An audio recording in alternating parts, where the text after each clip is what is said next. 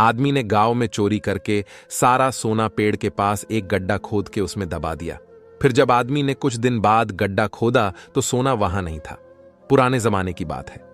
आगरा के शहर में एक मिरासी रहता था, जो शहर की एक गरीब बस्ती में अपनी छोटी सी झोपड़ी में अकेला रहता था। सिवाय खुदा के दुनिया में उसका कोई नहीं था। वह सीधी सादी और ईमानदार जिंदगी जीता था। हाजिर जवाबी उसकी खासियत थी और गाना बजाना उसका पेशा। गाने बजाने से उसे कुछ पैसे मिल जाते तो वह खा लेता, वरना भूखा ही सो जाता।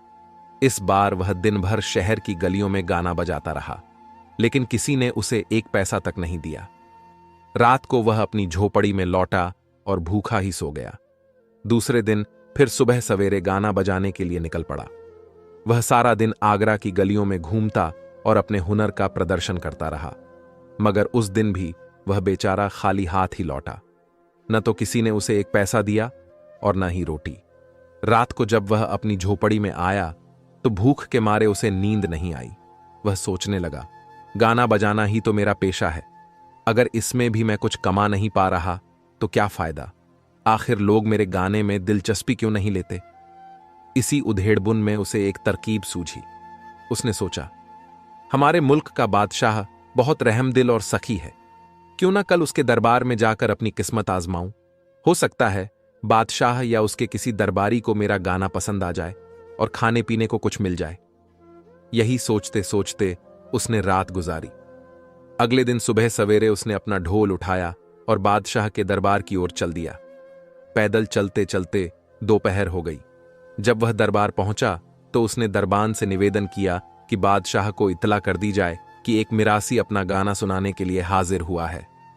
दरबान ने बादशाह तक खबर पहुंचाई। उस वक्त बादशाह का मिजाज अच्छा था, चुनांचे उसने मिरासी को गाने की इजाजत दी। मिरासी ने वहीं दरवाजे पर खड़े खड़े गाना बजाना शुरू कर दिया। बादशाह को उसका गाना इतना अच्छा लगा कि वह काफी देर तक सुनता रहा। गाना सुनते सुनते बादशाह को अचानक याद आया, मिरासी लोग तो बड़े मजाकिया और हाजिर जवाब होते हैं, क्यों ना इसकी हाजिर जवाबी भी आजमाई जाए। बादशाह ने उसे अंदर बुलाया और उसके गाने की तारीफ करते हुए कहा, अरे मिरासी, तुम तो छुपे रुस्तम निकले। इतना अच्छा गाना बजाना जानते थे तो पहले कभी क्यों नहीं आए? तुम्हारा फन वाकई इनाम के काबिल है। बादशाह ने मिरासी से पूछा, मेरे सिर पर तो इतने घने बाल हैं, लेकिन मेरी हथेलियों पर बाल क्यों नहीं हैं? मिरासी, जो पहले ही इनाम का लफ्ज सुनकर खुश हो चुका था, चहक कर बोला, हुजूर, आप बहुत सखी हैं, हर वक्त सखावत करते रहते हैं। लोगों को इतना देते हैं कि देते देते आपकी हथेलियों के बाल भी गायब हो गए। बादशाह यह जवाब सुनकर बहुत खुश हुआ। उसने कहा, तुम्हारे गाने बजाने और हाजिर जवाबी ने हमारा दिल खुश कर दिया। इसी खुशी में हम तुम्हें एक बंदर इनाम देते हैं। बस उसी वक्त एक अच्छा खासा बंदर मिरासी के सामने लाया गया, मगर इस शाही इनाम से मिरासी को कोई खुशी महसूस नहीं हुई। वह सोचने लगा, इस इनाम का क्या फायदा जो गम का कांटा बनकर चुभता रहे। वह कभी बंदर को देखता, कभी शाही महल को और कभी खुद को। उसकी समझ में कुछ नहीं आ रहा था। वह भूखा प्यासा बादशाह के पास इसलिए आया था कि खाना खाने को कुछ मिल जाए, लेकिन बादशाह उसके दिल का दर्द न समझ सका। इनाम भी दिया तो ऐसा बंदर जो न तो उसकी भूख मिटा सकता था और न ओढ़ने बिछाने के काम आ सकता था। मिरासी का दिल कर रहा था कि वह बंदर बादशाह को लौटा दे और साफ साफ अपने आने का मकसद बता दे, मगर वह बेचारा डरता था कहीं उसकी यह हरकत बादशाह को नागवार न गुजरे, इसलिए वह शाही इनाम को लेकर घर लौट गया। घर आकर सोचने लगा, बादशाह ने मेरे साथ कितना बड़ा मजाक किया है। मुझे तो अपने खाने के लिए 2 वक्त की रोटी नहीं मिलती, अब इस बंदर को खिलाने के लिए कहां से लाऊंगा?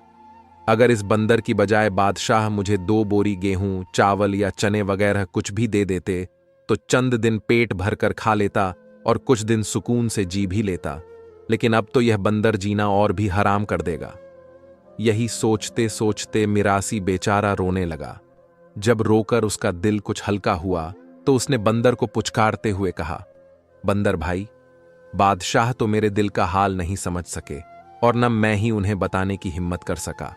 अब तुम्हें मैं अपने दिल का हाल सुनाता हूं, मेरी बात ध्यान से सुनना। जो खुद भटक रहा हो वह किसी दूसरे को रास्ता क्या दिखाएगा? मेरे पास अपने खाने के लिए कुछ नहीं है, फिर तुम्हें कहां से खिलाऊं? अब तुम्हें जरा हिम्मत से काम लेना पड़ेगा। हम किसी अमीर गांव चलते हैं। यह सोचकर मिरासी बंदर को लेकर दूसरे गांव में चला गया।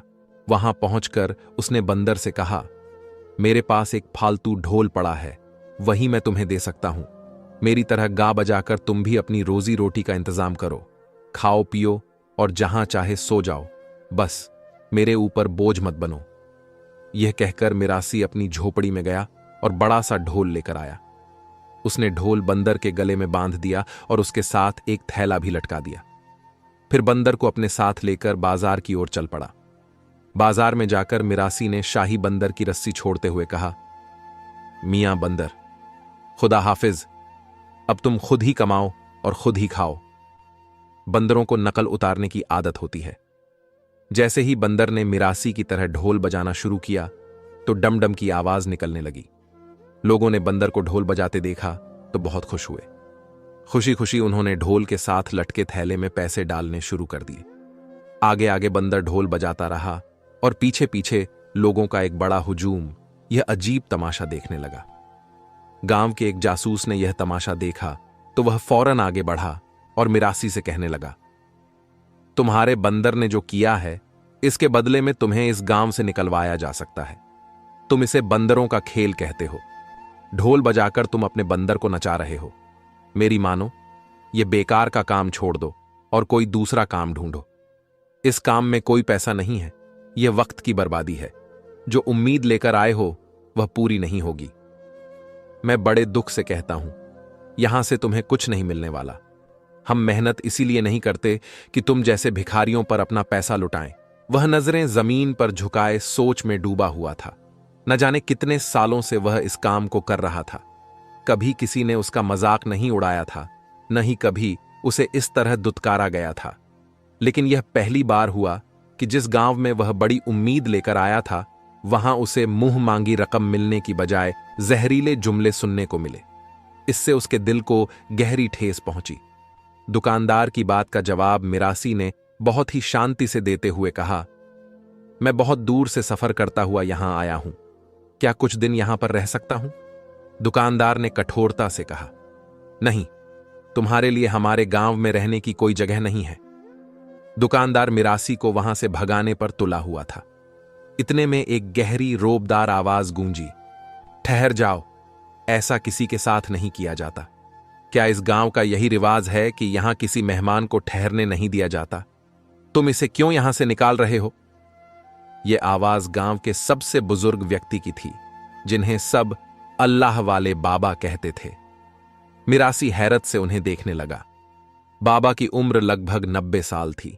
उनकी सफेद दाढ़ी उनके तजुर्बे की गवाही दे रही थी। उनकी आवाज में मिठास और बातों में समझदारी झलक रही थी।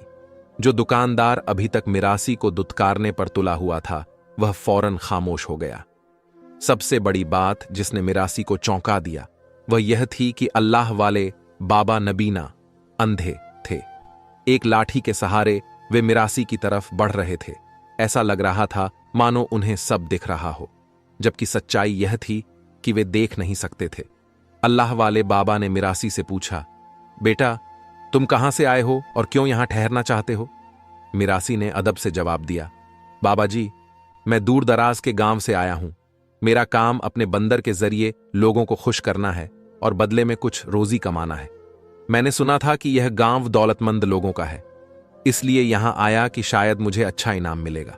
लेकिन यहां के लोग मेरी मेहनत की कदर नहीं कर रहे, उल्टा मेरा मजाक उड़ा रहे हैं। बाबा ने गहरी सांस लेते हुए कहा, यहां के लोग दौलतमंद जरूर हैं, लेकिन उनके दिल बहुत छोटे हैं। ये अपनी दौलत को बांटने की बजाय उसे संभालने में लगे रहते हैं। मगर बेटा, ये तुम्हारा कसूर नहीं है। तुम मेहनती हो और मेहमान हो। इस गांव में जो भी मेहमान आए उसे ठहरने का ठिकाना देना हमारी जिम्मेदारी है। इसके बाद अल्लाह वाले बाबा ने दुकानदार से कहा, क्या हम इतने ही बेहिस हो चुके हैं कि अपने मेहमान को धक्के देकर निकालें? क्या यही हमारी रिवायत है? दुकानदार शर्मिंदा होकर सिर झुका लिया और कहने लगा, मैं गलत था, आइंदा ऐसा नहीं होगा। अल्लाह वाले बाबा ने मिरासी से कहा, चलो मेरे साथ। मैं तुम्हें ठहरने की जगह दूंगा। लेकिन याद रखना, यहां के लोगों को खुश करना आसान नहीं है, पर अगर नीयत साफ हो तो मंजिल आसान हो जाती है। मिरासी के दिल में एक नई उम्मीद जागी।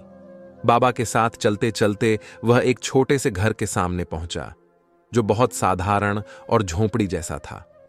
मिरासी ने हैरानी से अल्लाह वाले बाबा से कहा, यहां तो सब लोग अमीर हैं और बड़े बड़े घर हैं, पर आपका घर तो बहुत छोटा है। अल्लाह वाले बाबा मुस्कुराए और कोई जवाब नहीं दिया। उन्होंने मिरासी को अपने घर के पास एक छोटे से कमरे में ठहरा दिया और कहा, यह जगह तुम्हारे लिए है। तुम यहां आराम करो और जितना दिल चाहे यहां रह सकते हो। मिरासी ने शुक्रगुजारी के साथ कहा, बाबा जी, आपकी मेहरबानी। मिरासी ने सोचा कि वह इस गांव में किस बड़ी उम्मीद से आया था और यहां उसे क्या देखने को मिल रहा है। वह सोचने लगा, इस गांव में सबसे मेहरबान तो ये अल्लाह वाले बाबा हैं, पर ये नबीना हैं, देख नहीं सकते। मुझे कुछ ऐसा करना होगा जिससे मेरा बड़ा फायदा हो। मैं तो अच्छी नीयत के साथ यहां आया था, पर इन गांव वालों ने मेरे दिल को तोड़ दिया है। उसने रात भर बहुत गहराई से सोचा। उसे एहसास हुआ कि अगर इन कंजूस गांव वालों की जेब से कुछ निकालना है तो उन्हें ऐसा खेल दिखाना होगा जो उनकी उम्मीदों से बिल्कुल अलग हो। इसी दौरान उसकी नजर अपने बंदर पर पड़ी, जो मासूमियत से उसे देख रहा था। मिरासी के दिमाग में एक खतरनाक मगर चालाक तरकीब आई। उसने बंदर से कहा, मैंने आज तक तुम्हें सिर्फ करतब दिखाने के लिए तैयार किया है, लेकिन अब वक्त आ गया है कि तुम्हारे हुनर को एक नए तरीके से इस्तेमाल किया जाए। कल से तुम एक अजीब खेल खेलोगे, लेकिन इस तरह कि किसी को कुछ पता न चले। बंदर ने भी मिरासी की बात पर सहमति में सिर हिलाया। मिरासी पूरी रात सो नहीं सका और अपने बंदर को वह करतब सिखाता रहा। सुबह हुई तो किसी ने उसका दरवाजा खटखटाया। जब दरवाजा खोला तो नबीना अल्लाह वाले बाबा वहीं खड़े थे। उन्होंने मिरासी से पूछा, अब क्या इरादा है? क्या तुम यहां रुकोगे या यहां से चले जाओगे? मिरासी कुछ देर खामोश रहा और फिर कहने लगा, आया तो कमाने की गरज से था, पर जो सलूक मेरे साथ किया गया उसके बाद यहां रुकना बनता तो नहीं है। लेकिन मेरा काम ही यही है, कोशिश तो करूंगा। अपनी रोजी रोटी छोड़कर यूं ही तो नहीं जा सकता। अल्लाह वाले ने कहा, ठीक कहते हो, चलो कर लो कोशिश, मैं जरा नमाज पढ़ लूं। मिरासी अपना सामान और बंदर के साथ बाजार में आ गया। वहां गहमा घमी थी और हलचल मची हुई थी। उसने बाजार के करीब एक खुली जगह पर अपनी चटाई बिछाई और डुगडुगी बजाने लगा। गांव के लोग, जो कल के वाकये के बाद अल्लाह वाले के डर से संभल गए थे, उसका खेल देखने के लिए जमा होने लगे। बंदर ने कलाबाजियां दिखानी शुरू की, जिससे बच्चे और कुछ बड़े हंसने लगे। बच्चे हर कलाबाजी पर तालियां बजा रहे थे। मिरासी ने धीरे से बंदर को इशारा किया। बंदर ने खेल खेल में एक दुकानदार की जेब के पास पहुंचकर चुपके से उसकी जेब में हाथ डाला। हैरत की बात यह थी कि दुकानदार को जरा भी शक नहीं हुआ, क्योंकि बंदर अपनी हरकतों से सबको हंसा रहा था। जब बंदर वापस आया तो उसके हाथ में एक छोटी सी सोने की चेन थी। मिरासी ने फौरन उसे अपने सामान में छुपा दिया और खेल जारी रखा। मिरासी ने बंदर को खास तरबियत दी थी कि वह हर चोरी को इस कदर चालाकी से करे कि किसी को पता ही न चले और वह खेल का हिस्सा लगे। अब सुबह से शाम हो गई। लोग जमा होते रहे और मिरासी और बंदर थक गए। वे अपने कमरे में लौट आए। रात को मिरासी ने अपने बंदर के साथ दिन भर का हिसाब लगाया और कहा, आज का दिन कामयाब रहा, लेकिन यह लोग बहुत चालाक हैं। हमें अगले दिन कुछ नया करना होगा ताकि किसी को शक न हो। बंदर ने अपनी खास आवाज में जवाब दिया, जैसे वह मिरासी के मंसूबे को समझ रहा हो। मिरासी अपने खेल तमाशे दिखाने के साथ साथ उस गांव में घूम घूम कर यह भी देखता कि कौन शख्स किस काम में लगा हुआ है। अल्लाह वाले बाबा के बारे में उसने जान लिया था कि वे देख नहीं सकते और बस अल्लाह की इबादत में लगे रहते हैं। बाकी लोग अपने अपने काम में व्यस्त रहते थे, यानी कोई किसी को ज्यादा रोकता टोकता नहीं था। वह औरतें जिनके शौहर सुनार थे, उनके पास एक से बढ़कर एक जेवर थे। अल्लाह वाले के कहने पर मिरासी को इस गांव से बाहर तो नहीं किया गया और इसी बात से उसे छूट मिल गई थी। एक दिन उसने फैसला किया कि आज वह बंदर का खेल तमाशा नहीं दिखाएगा, बल्कि आराम करेगा ताकि गांव वालों को उस पर कोई शक न हो। इसलिए वह पूरा दिन कमरे में बंद होकर अपने बंदर को नए नए जौहर सिखाता रहा। फिर उसने सोचा, बाहर निकलकर टहलता हूं। जब वह कमरे से बाहर निकला तो देखा कि अल्लाह वाले बाबा दरख्त के नीचे बैठे तस्बीह पढ़ रहे थे। उसने उनकी तरफ कोई ध्यान नहीं दिया और सोचा, उन्हें क्या ही नजर आएगा कि मैं कहां जा रहा हूं। चलते चलते वह उसी कंजूस सुनार की दुकान पर आ गया। दुकान पर बड़े बड़े सोने के जेवर लटक रहे थे। मिरासी के दिमाग में एक और तरकीब आई।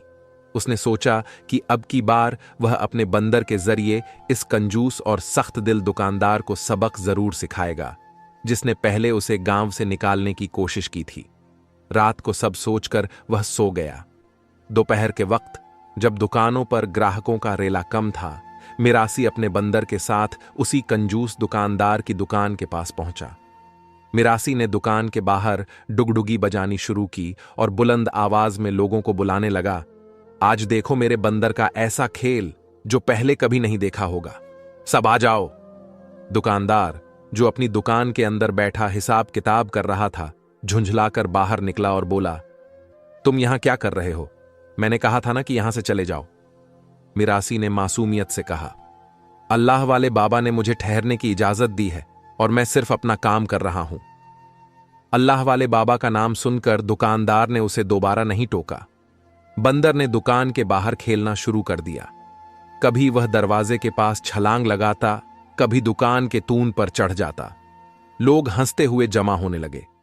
दुकानदार बेजाह गुस्से में दिख रहा था, लेकिन वह बंदर की हरकतों से मुतासिर हो रहा था। वह बंदर को तमाशा करते देख जोर जोर से हंस रहा था। यही तो मिरासी और बंदर का फन और कमाल था। वह किसी की भी तवज्जो अपनी तरफ खींच ही लेते थे। इसी दौरान बंदर ने एक नया करतब दिखाने के बहाने दुकान के अंदर छलांग लगाई और सोने के जेवरात के पास पहुंच गया। दुकानदार को लगा यह महज खेल का हिस्सा है, लेकिन बंदर ने चालाकी से सोने का एक जेवर उठा लिया और तेजी से वापस बाहर आ गया।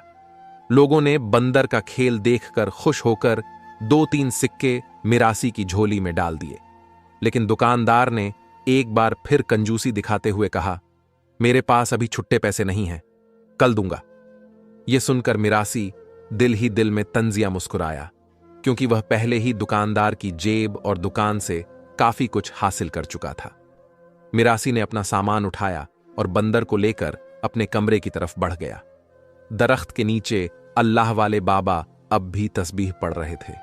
कुछ सोचकर मिरासी उनके करीब आकर बोला, आपका बहुत बहुत शुक्रिया, आप न होते तो मुझे मेरा हक नहीं मिलता। अल्लाह वाले बाबा ने उसकी आवाज पर उसकी तरफ मुंह फेरते हुए कहा, हां, जो भी करना सफाई से करना, तुम्हारा तजुर्बा ही काम आएगा। मिरासी ने जवाब दिया, अगर आपकी दुआ रही तो मुझे वह सब कुछ मिल जाएगा जो मेरी चाहत है। आपने कुछ न कहा। वह मुस्कुराता हुआ कमरे में चला गया और दरवाजा बंद कर लिया। रात को मिरासी ने अपनी गठरी खोलकर बंदर की जेब टटोली तो उसमें से सोने के सिक्के निकले। उसने बंदर के सिर पर थपकी दी और कहा, शाबाश, तुमने बहुत अच्छा काम किया। ऐसे ही मेरे सिखाए हुए हुनर पर अमल करते रहो। कामयाबी ज्यादा दूर नहीं है, हम भी दौलतमंद हो जाएंगे। इधर दुकानदार ने हिसाब किताब के लिए अपना संदूक खोला तो उसे पता चला कि एक सोने का जेवर और बहुत से पैसे गायब हैं। क्योंकि वह एक एक पैसा गिनकर रखता था, इसलिए उसे सब समझ आ गया। वह गुस्से में था और सोचने लगा कि शायद किसी ग्राहक ने चोरी की है, लेकिन उसे मिरासी या बंदर पर शक नहीं हुआ, क्योंकि बंदर ने तो उसे इस कदर घुमा दिया था कि वह समझ ही नहीं पा रहा था कि उसके साथ क्या चालबाजी की गई। बंदर का असल खेल यही था, बेवकूफ बनाकर चोरी करना। मिरासी को अब इस काम की लत लग गई थी। कम वक्त में कीमती सोना उसके हाथ लग रहा था और इस काम में उसे बहुत मजा आ रहा था। जब वह शराफत से काम करता था तो उसे पैसे नहीं मिलते थे, लेकिन अब चोरी करके पैसे कमाने से उसकी जेब भरने लगी थी। फिर भी चोर घबराता तो है ही कि चोरी का सामान पकड़ा न जाए। अब मिरासी को फिक्र इस बात की थी कि उसकी यह कमाई किसी के हाथ न लग जाए। उसने सोचा, मैं इसको कहीं छुपा देता हूं। गांव के चारों तरफ जो घने दरख्त हैं, उनमें से एक की जमीन खोदकर इस गठरी को गाड़ दूंगा। जब गांव वाले सो रहे थे तो मिरासी एक घने दरख्त के पास गया और उसकी जमीन में अपनी पोटली यानी गठरी गाड़ दी। फिर खुशी खुशी गांव वापस आ गया। बंदर का खेल अब चोरी में बदल चुका था, लेकिन यह बात अभी तक सबसे छुपी थी।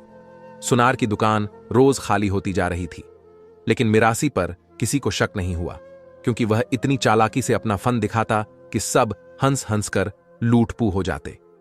वही लोग जो बेजार हो रहे थे अब उसके बंदर के आदी हो गए थे, और इसी बात का वह भरपूर फायदा उठाता रहा।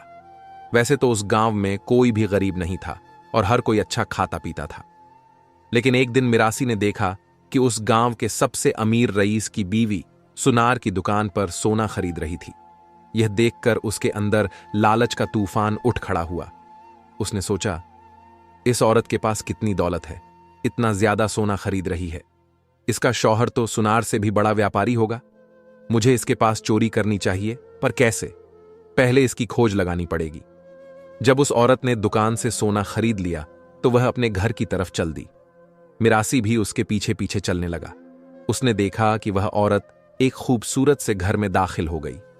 मिरासी की आंखें लालच से चमक उठी। उसने सोचा, अगर यहां का माल मिल गया तो मेरी तो चांदी ही चांदी है। फिर मैं यह गांव छोड़ दूंगा और ऐसी जगह गायब हो जाऊंगा कि यह लोग मुझे ढूंढ भी नहीं पाएंगे। उसका बंदर उसके कंधे पर सवार था। जब वह घर से बाहर निकला तो उसने देखा कि दरख्त के नीचे अल्लाह वाले बैठे हैं। पहले तो वह थोड़ा हैरान हुआ कि रात के इस पहर वे अपने घर को छोड़कर यहां क्यों बैठे हैं। उसे वहम हुआ कि कहीं वे उसे देख तो नहीं रहे। वह धीरे धीरे चलता हुआ उनके पास आया और चारों तरफ हाथ हिलाकर अपनी तसल्ली की कि उसे देखा तो नहीं जा रहा।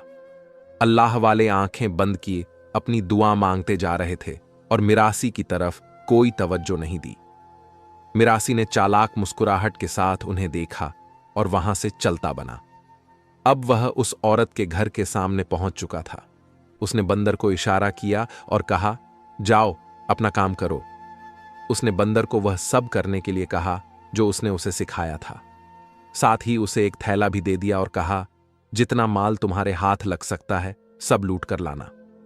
मिरासी को भरोसा था कि उसका बंदर पकड़ा नहीं जाएगा, और ऐसा ही हुआ। कुछ देर बाद बंदर उस खाली थैले में बहुत कुछ भरकर वापस आ गया। मिरासी ने चारों तरफ देखा, वहां कोई नहीं था।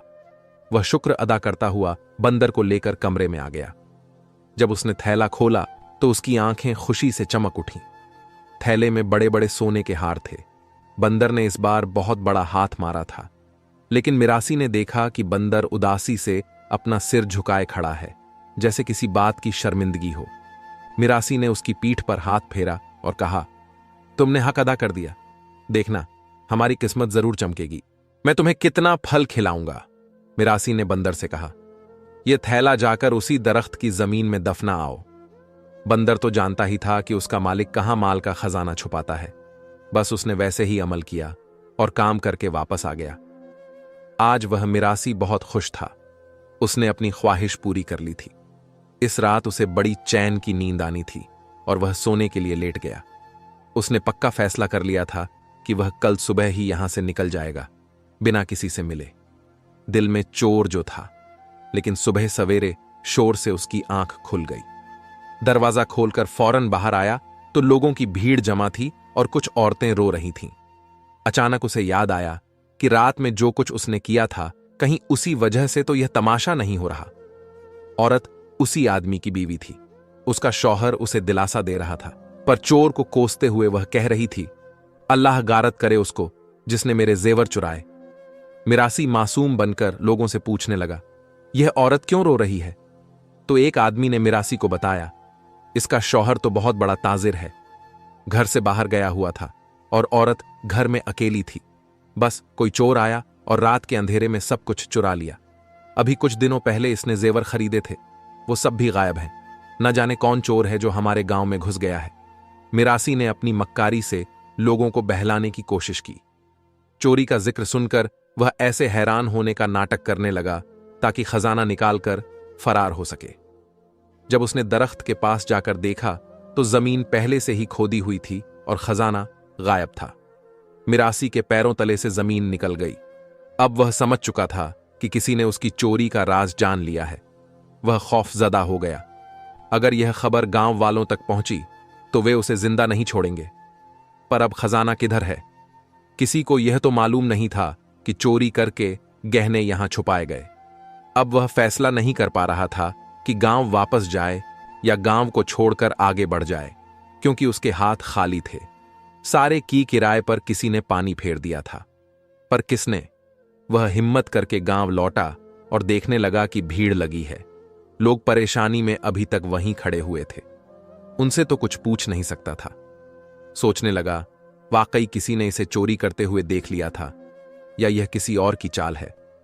मिरासी ने दिल में एक नई तरकीब सोची और गांव वालों को यकीन दिलाने के लिए अपना खेल जारी रखा। उसने तय किया कि वह अपने कीमती माल को गायब करने वाले को तलाश करेगा। लोग इतने फिक्रमंद थे कि उन्होंने देखा भी नहीं कि मिरासी गांव से चला गया था और वापस भी आ गया। मिरासी अपनी बेचैनी और घबराहट को छुपाने के लिए गांव वालों के दुख दर्द में शामिल होने का नाटक कर रहा था। अचानक अल्लाह वाले हुजूम के बीच से आगे बढ़े। अल्लाह वाले ने कहा, ऐ गांव वालों, इस मिरासी का हुनर तो तुम सबने देखा है। मैं नबीना हूं, लेकिन मैं भी जानता हूं कि किस तरह बंदर खेल तमाशा दिखाया करता था। चलो, मैं भी तुमको एक खेल दिखाता हूं, अल्लाह वाले ने कहा। मिरासी की सांस तो ऊपर की ऊपर रह गई, पर लोग नासमझी की कैफियत में अल्लाह वाले को देख रहे थे। अल्लाह वाले ने अपनी छड़ी जमीन पर मारी और बुलंद आवाज में कहा, यह चोर ज्यादा दूर नहीं, बल्कि यहीं हमारे दरमियान में है। लेकिन याद रखो, लालच का अंजाम हमेशा रुसवाई होता है। मिरासी के दिल की धड़कन और बढ़ गई। अल्लाह वाले ने कहा, चलो गांव से बाहर। फिर उस दरख्त की तरफ इशारा किया और कहा, यह वह जगह है जहां चोर ने अपनी हराम कमाई छुपाई है। अब अल्लाह का करम देखो, सच्चाई खुद को जाहिर करेगी। अल्लाह वाले ने दुआ के लिए हाथ बुलंद किए और एक अजीब बात हुई। अचानक बंदर बेकाबू होकर उस दरख्त की तरफ भागा और जमीन खोदने लगा। हुजूम हैरत से देख रहा था। कुछ लम्हों बाद बंदर ने जमीन से वह गठरी निकाली जो मिरासी ने दफन की थी। अल्लाह वाले ने हुक्म दिया, बंदर, इस गठरी को खोलो और जो सामान अंदर है उसे बाहर निकाल कर दिखाओ। अल्लाह वाले के हुक्म पर जैसे ही बंदर ने उस थैले को उलटा, बहुत सारे सिक्के और सोना बाहर निकल आया। अब तक मिरासी ने जो चोरी करवाई थी, वह सारा सामान उसके अंदर था। मिरासी के चेहरे का रंग उड़ गया। अल्लाह वाले ने गहरी नजर से मिरासी की तरफ देखा और कहा, यही वह चोर है जो अपने फन को धोखाधड़ी के लिए इस्तेमाल करता रहा है। यह शख्स गांव वालों के भरोसे का कातिल है। बंदर के खेल के पीछे यह चोरी करवाता था। मिरासी के झूठ का पर्दा फाश हो चुका था। मिरासी ने बिगड़ते हुए कहा, आपको कैसे पता कि मैं ही चोर हूं और मैंने ही यह गठरी इस दरख्त के पास रखी थी? आप तो देख नहीं सकते। अल्लाह वाले ने कहा, अगर तूने कुछ किया ही नहीं तो तेरे बंदर ने मेरे हुक्म पर इसी दरख्त के पास से यह गठरी क्यों निकाली?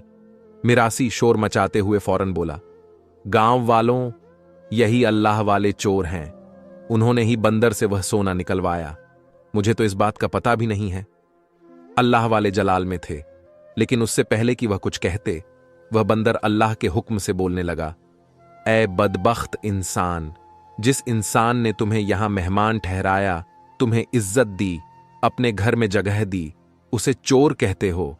ये चोरी तुमने मुझसे करवाई है क्योंकि तुम्हारी भूख खत्म नहीं हो रही थी।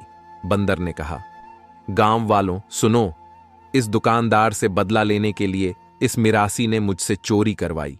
पहले उसकी दुकान से सोना चुरवाया, फिर उस औरत के घर से सफाई करवाई। मैं तो वही करता हूं जो मेरा मालिक कहता है, पर अल्लाह ने मुझे जुबान दी क्योंकि तुम एक अल्लाह वाले की शान में गुस्ताखी कर रहे थे। अब झूठ सामने आ चुका है।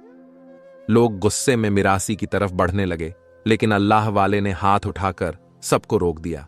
उन्होंने कहा, यह शख्स अपने लालच के सबब शैतान के रास्ते पर चल निकला। पर तुम लोग क्या कर रहे थे? तुम लोगों ने भी तो कंजूसी दिखाई। अल्लाह ताला ने तुम्हें नवाजा था, पर तुमने इसकी मेहनत पर कभी अपनी जेब खाली नहीं की।